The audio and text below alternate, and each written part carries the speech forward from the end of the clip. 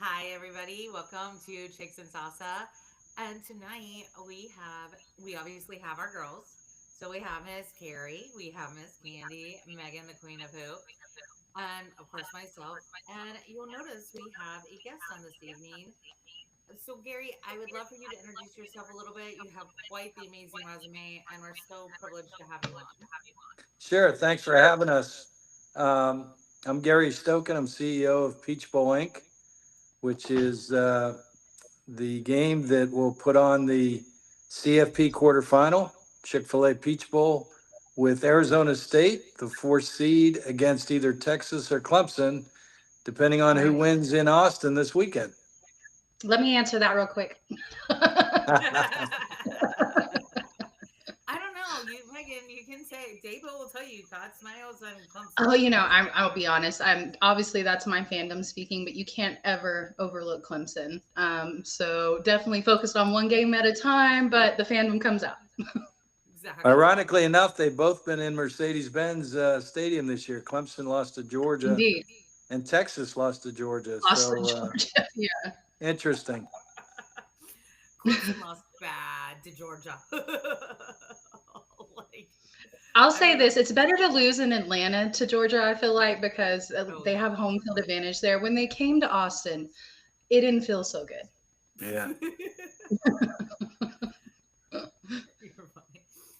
So, Gary, we've been talking about we've been compiling questions to ask you, but because Candy does have another show right after this one, we've asked Candy to go first and really touch kind of on the philanthropic works that you guys have really focused on. So Candy's gonna big time us, huh? Oh, Yes, sir. you betcha. One of the things that I really liked is I saw that you guys do Peach Bowl touchdowns for children, and it's about helping kids with cancer. And can you go into how you got into that and like where it's gone from there? Yeah, this is my 26th bowl game, I guess, as CEO and president. And people have asked me, what is your favorite moment? And it was a moment in 2018 in our Florida versus Michigan game, New Year's Six game, when my vice president of sales, Benji Hollis' daughter, contracted leukemia in April of that year. Went through 6 months of chemo and radiation, was getting ready to have her bone marrow transplant, and unfortunately, her little heart gave out and she died at 6 years old. Oh my goodness. And so I went to Benji and I said, I want to celebrate Anna Charles' life. Her name was Anna Charles. And so I took Neil Diamond's Sweet Caroline song and put Anna Charles in for Caroline, and went to our PA announcer and told him to announce that we're going to celebrate Anna Charles' life and play Sweet Anna Charles. And on a halo board at Mercedes Benz Stadium, we put the words to the song and had everybody stand up. And we had Michigan and Florida people, shoulder to shoulder, arm in arm, swaying and singing. And I had Benji and Leanna, his wife, and at that time, Anna Charles' little sister, Everly, out on the field at the 20-yard line by themselves. And so out of that, what we did is we donated $20 million to Wow. Children's Healthcare of Atlanta to create trials to find cures to eradicate childhood cancer. We now have 14 trials in 5 different hospitals in 4 different states, from neuroblastoma to leukemia. And some of the trials are moving to phase 2. And our goal is ultimately to get them into the end zone and get FDA approval to give a kid another, month, another year, another lifetime to live. So then we added on top of that the Peach Bowl touchdown for children's, where you can donate $1, $5, $100, $1,000, whatever you want to donate for every time your team scores. And we add that money up at the end. We give the Anna Charles Hollis Trophy to the winning team, but then we, the Peach Bowl, match that. And so Wow. last year we raised $750,000 to go to the Peach Bowl Legacy Fund to further those trials that we've created over the last 5, 6 years. So, we were founded in 1968, the ninth oldest bowl game, but the first game founded for charity.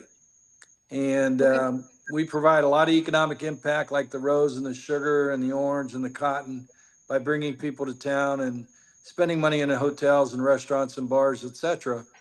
But unlike those bowls, we are committed to charity, and we've donated $64 million since 2002 to various charities and scholarships around the country, making us the most charitable bowl organization in the country. That's just awesome. I mean, Wow. I don't think people know that about your bowl, or at least I didn't know that, and I've covered many bowls before. So Well, that is thanks for awesome. asking that question. Allow me to talk about that, because that to me that's my legacy when I leave here. And you know that's we're basically using, as I tell my board, we're using college football for the greater good. Exactly, exactly. That makes you guys stand out so much more. I mean, and then Oh, can thank you you. go into a little bit, because I was reading also about scholarships and how you guys do Right. all the scholarships you guys do. So you're really touching a lot of different ages with children and now scholarships. Yeah, children's health and education are our two main pillars of our charitable donations. And education-wise, we have $9.3 million of endowed scholarships through 35 universities of teams that have played in our kickoff game or our bowl game. And this year, with Arizona State and either Clemson or Texas, we'll donate $100,000. Chick-fil-A will match that, and so we'll have $100,000 for each school in our John Lewis Legacy of Courage Scholarship, which is earmarked for Title I kids in Atlanta or Georgia, which means they're underprivileged kids that don't have the money to go to college. And these kids, most of them are kids that from households of people, families that have never had anybody go to college, let alone get a degree. And Right. so we're trying to change the perception in the community. So if that person goes to college, number one, we pay for it, gets their degree, gets a job, comes back into the community. Now they change the self-fulfilling prophecy of, hey, if they did it, I can do it. Right. Wow, that's just awesome. That's You just know what impresses me the most, Gary? I've been sitting over here trying not to cry because I'm touched so much, and you're doing this without any tears. So I'm proud of you. Well, I appreciate it. I've had my share of tears, believe me. Oh, I'm Right. sure. That's just so inspiring. Candy, did you have any other questions right now or follow-ups? no. Let's Okay. keep asking all kinds of questions, because I know we have so many things to talk about. Oh, we do. Hmm. Carrie, I know you had wanted to talk about something. Are you feeling okay? Do you have your voice back? Yeah, I have it for right now. Sorry. Uh, Gary, I really appreciate you taking the time to come on with us. Sure. Um, I have become very sentimental. I'm born 1970, so I'm 54 years old. So I'm kind of reached the age where things have a whole little different meaning than they did years ago. The Orange Bowl for me, I can distinctly remember being in our unfinished basement, setting up model screens, watching the parade that night, and then the next day we would watch the game. Daddy and I would watch the game. My daddy was the one that gave me the love of football. So I was curious, what is your first memory, or how did Orange Bowl into your life, and how and then obviously bringing it into the current time. But what was your first memory of the Orange Bowl? Well, I was a huge Notre Dame fan growing up in Pittsburgh and being Catholic. And we used to go to church and then come home, and Lindsey Nelson would be on, showing highlights of Notre Dame football. This was before really college football was on air. I'm 69 years old, so I'm a little bit older than all of you guys. But, and then I used to go into, we went to Catholic school, and when we had music class, I'd raise my hand and they'd say, what song do you guys want to sing? And I'd always raise my hand, and say the Notre Dame fight song. And I remember going to the Notre Dame Pitt game when I was probably 8 years old with my dad, and I was cheering for Notre Dame, and we had all Pitt fans around us. And my dad almost got into a fist fight because I was cheering so loud for Notre Dame that all the Pitt fans didn't take too well to that. And my dad, God bless him, he was in more fist fights than I'd been in my life. But I still remember that at 8 years old, my dad sticking up for me and let me root for Notre Dame in a Pitt game. That's awesome. Yeah, I love that. So Gary, that kind of segues me into one of my questions for you, sir. So I know being CEO and president of Chick-fil-A Peach Bowl, you're not supposed to have a favorite bowl game, but everybody does. So what's been your favorite bowl game? And then I have a follow-up question. You mean other than the Peach Bowl? Of Yes. course, other than yours. Yeah. I always used to love the Rose Bowl, the tradition, Right. waking up and, watching the parade and then watching the game because it was always so beautiful out there. The weather was great, and Notre Dame played in, some Rose Bowls, but there was always great games. And, ironically enough, in 2011, an executive search firm called me, and they were looking for a CEO, and had me fly out to the Rose Bowl and interview with their board, and flew back, and he called me and said, well, the job's yours, and they offered me a 5-year contract with a 2-year rollover to be the CEO of the Rose Bowl. I turned the job down, believe it or not, because I had just recruited and brought the College Football Hall of Fame to Atlanta, and became the CEO of Atlanta Hall Management beyond the Peach Bowl and the Sports Council to, build the Hall of Fame, get the site, do the exhibit design, raise the money.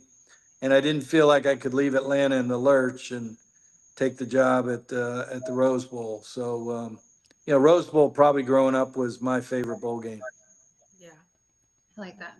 Now, within the Chick-fil-A Peach Bowl, what has been your favorite matchup you've seen so far, if you've had one? Wow.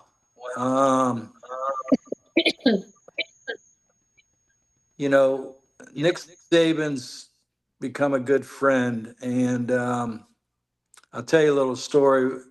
It has to do with the Peach Bowl and the Chick-fil-A kickoff game, which is now the Aflac kickoff game.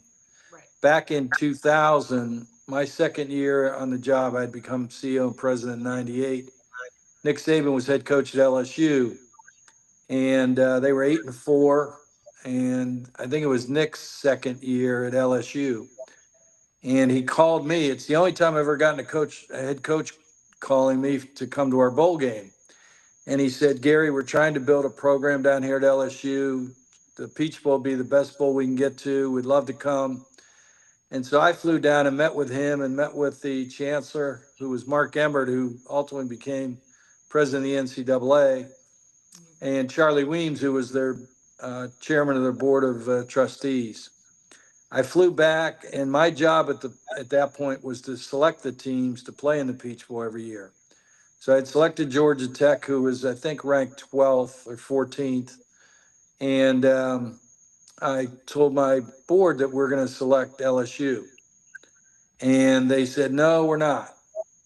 We had LSU in 96, and they didn't sell any tickets. Clemson killed them, and they weren't very good to work with. And I said, well, they've had a change of coaches and administration, and I flew down and met with them, and I believe them.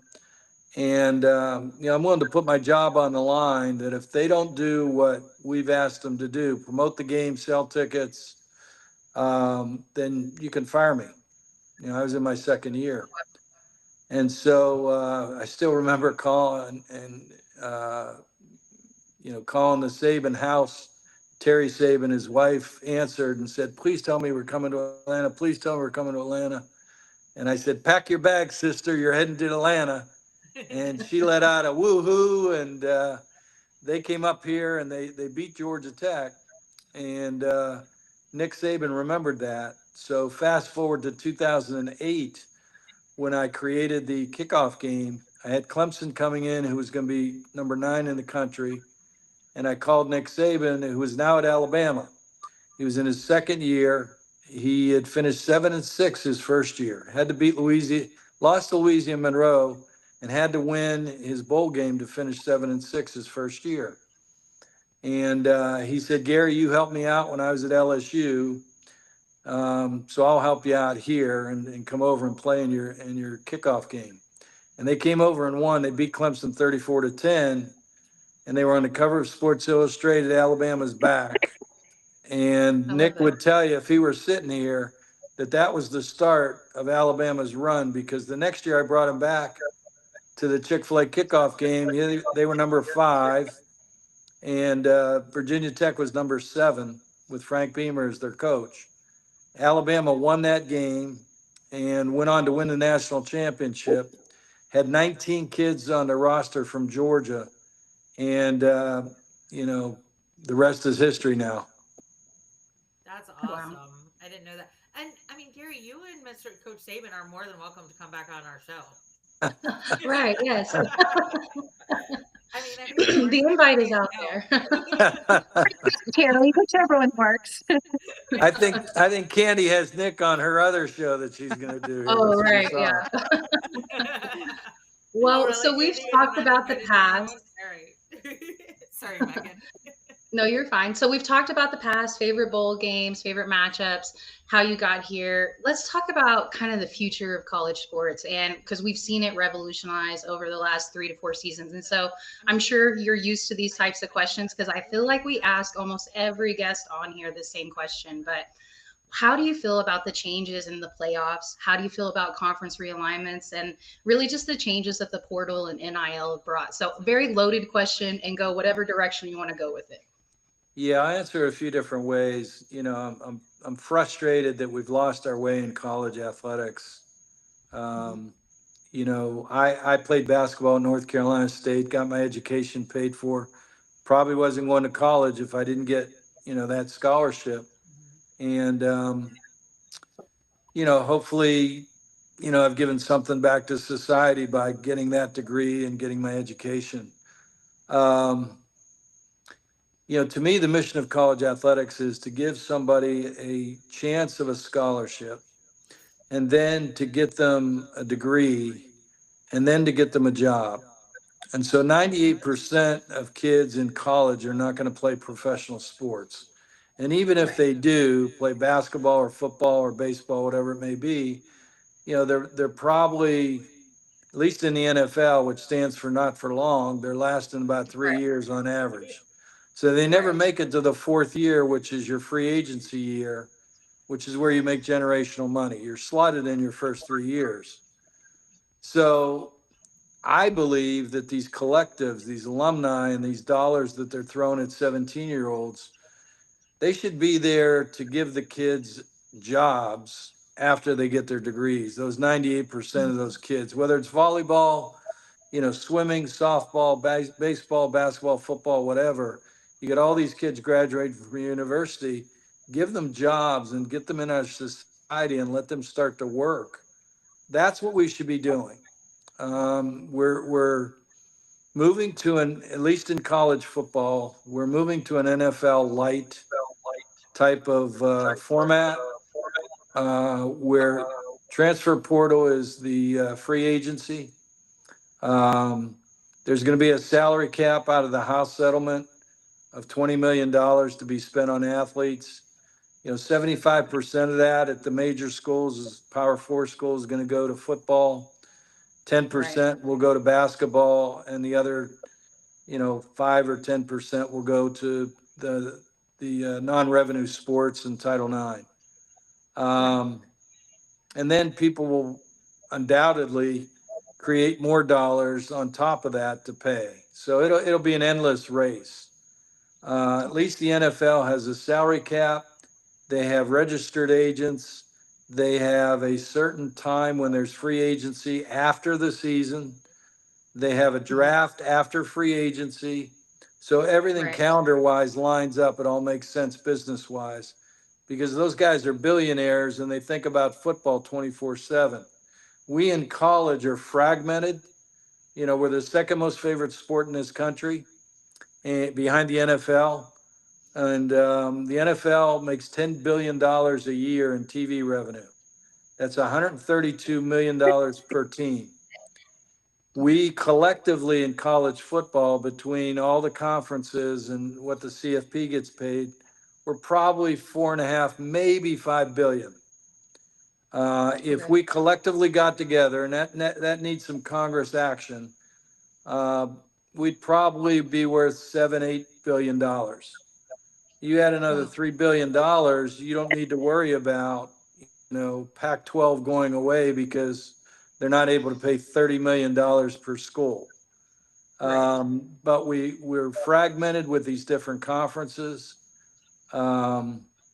We don't have any leadership. And so without leadership, there's chaos. And it's really unfortunate because I think we're starting to lose our mission. I read the other day where 20% of the kids that transfer more than once are now not getting their degrees. Wow. Um, Yeah. Wow. their credits aren't transferring, and so they're not getting degrees. And that's only going to escalate because you're seeing more and more kids transfer more than once. I also believe that they're probably going to legislate 5 years for kids to play in college coming out of COVID. I think that's the next thing that's going to happen. And unfortunately, we have no relationship with the NFL, which I believe college football follows the NFL by about 10 years. If you just look at this year, what happened in college football? We went to green dots on helmets for communication, and we went to iPads on the sidelines. The NFL has been doing that for 10 years. You watch, Okay. and within 3 years, we'll change the way kickoffs are handled because the NFL has just changed the way they've done kickoffs. Right. But we have no relationship with the NFL where we're not sitting with them saying, hey, how do you do things, you know, and comparing notes. And, you know, that's a miss because there's no organization that's running college football.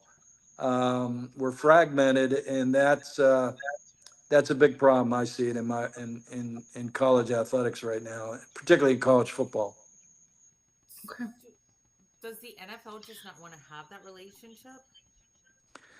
Well, I think the NFL would be happy to have that relationship, but there's nobody in college football that really represents college football because you got fragmented conferences and you've got presidents who, God bless them, and I'm not denigrating presidents. Don't get me wrong. They have a tough job to do on campus, and they're running Sure. 150, $200 million businesses on campus. You can't ask them to know everything that's going on in college football or college athletics. But yet It's got to be they're so. responsible for making those decisions on what happens with college athletics. And so, number one, to be a leader, you've got to know the subject matter in and out. You got to then cast a vision of where you're going to go, where you're going to lead, so people will follow you, and you'll have a plan. Well, number one, the presidents don't know everything about college athletics or football. They can't. Number two, if they don't have the knowledge, they can't cast a vision. And number three, they don't want a lot of heat, right? And to be a leader, you're going to get heat because you're not going to get everything right. And if you Right. don't know if you're not knowledgeable about the subject matter in and out, you can't cast a vision. Well, what happens when you're a leader and you don't cast a vision? You have chaos. You do. Right. And that's exactly the word of what we have going on in college athletics right now is chaos. 100%. I'm sorry, Megan. What do you feel about the Bill Belichick hire? And kind of, he's talked about some of these same topics about wanting to get his guys ready or the people in his program ready to move forward on in life, whether you go to the NFL, whether you go to the CFL or just some type of job within sports. So what was your thoughts on his hire and like his proposition that got him the job? Because it was more than just a hire. Like they're bringing on his entire system, his son, everything. Yeah, I don't know Bill. I know Nick Saban well, and Nick and Bill are very good friends, and kind of run things the same way. Where, excuse me, they like control because they've got a well thought out program and system.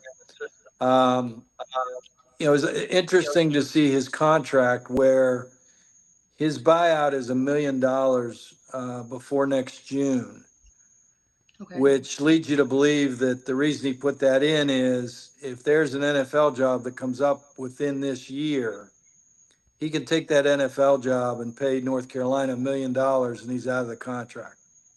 Because he's what, After, 15 games away from the record?